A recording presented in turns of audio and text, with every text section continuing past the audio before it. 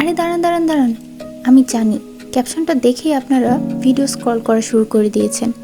আরে আগে রেসিপিটা তো দেখে নেবেন, আসলে কেমন এটি কিভাবে তৈরি হয়েছে। হে আসসালামু আলাইকুম, I am Prabha Fatema, the owner of my page. Let it go. আজকে আমি বানাবো আমার আম্মুর হাতে স্পেশাল গরুর চর্বির বড়া। আম্মু এটি শিখেছিল ওনার নানি মানে আমার বড় মার কাছ থেকে।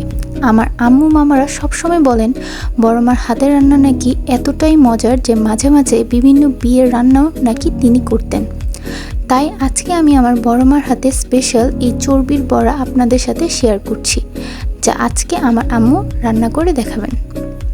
প্রথমে একটি বাটিতে আমরা চর্বিগুলো ছোট ছোট করে কেটে নিব। এরপর এতে একে একে পেঁয়াজ কুচি, মরিচ কুচি, জিরা বাটা, রসুন বাটা, আদা বাটা, পেঁয়াজ বাটা, শুকনো মরিচ গুঁড়া, হলুদের গুঁড়া, ধনিয়া গুঁড়া, গরম মশলা গুঁড়া, লবণ, বেকিং সোডা, বেসন, চালের গুঁড়ি, লেবুর রস এবং চিনি দিয়ে ভালোভাবে মাখিয়ে নিব। যে কোনো রান্নায় চিনি দিলে এর স্বাদ দ্বিগুণ বেড়ে যায়। আচ্ছা, এখন রেসিপিতে ফিরে আসি।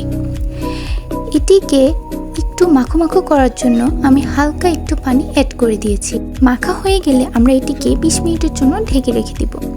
20 মিনিট পর আমরা এটিকে বলের মতো সাইজ দিয়ে গরম গরম তেলে ছেড়ে দিব।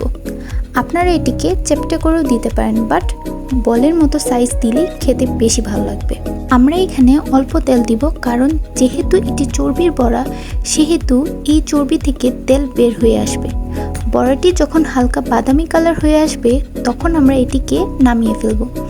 এরপর উপরে পেঁয়াজ এবং মরিচ ছিটিয়ে দিয়ে আমরা গরম গরম পরিবেশন করব। বিকালের নাস্তার জন্য একবার এটি বানিয়ে দেখুন, দেখবেন বাচ্চা থেকে বড় সবাই এটি খাওয়ার জন্য মরিয়া হয়ে উঠবে।